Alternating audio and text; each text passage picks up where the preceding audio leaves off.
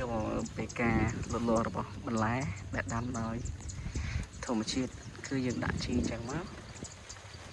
ឃើញវាដុះលត់លាស់ល្អនេះត្រូវបន្លឺថ្ងៃល្អឥឡូវកំពុងលត់លាស់ល្អខ្លាំងមែនតើជាមួយនឹងអមនៅសងខាងគឺស្រះគឺមានទឹកខៀវស្ងាត់នេះឥឡូវសក់របស់យើងគឺចាប់ដើមចាញ់ផ្កាម្ដងបន្តិចអី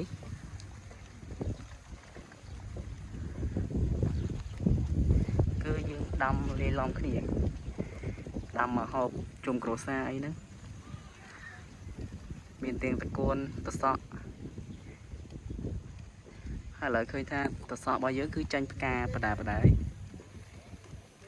គឺល្អខ្លាំងមែនតើដោយសារតែយើងដាក់ជីអាចកោយើងហ្នឹងន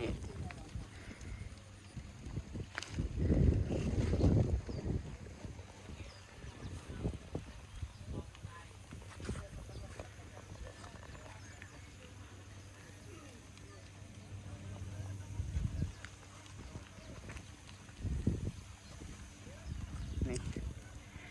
ជីសត្វអាចកោចំណាយចាយនៅនំរបស់យើងគឺចាញ់ផ្កាយត្រួយរបស់វាគឺល្អខ្លាំងមែនតើនេះធំល្អបែង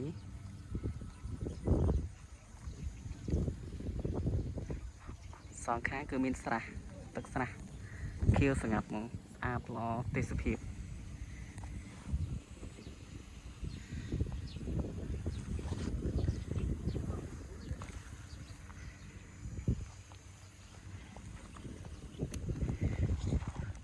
នេះសម្បីតែដើមតូចក៏វាមានផ្កាដែរដោយសារតែវាជីល្អ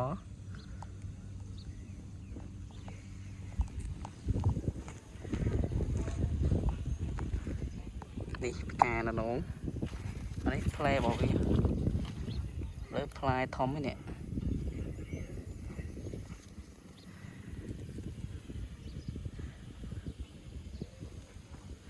ផ្កាល្អមែនតើ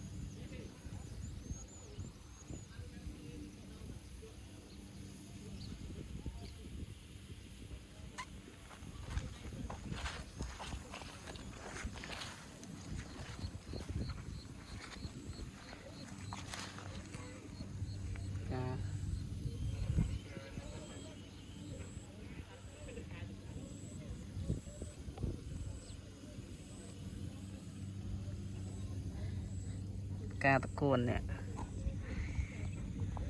ការតកួនពណ៌សល្អមែនតើ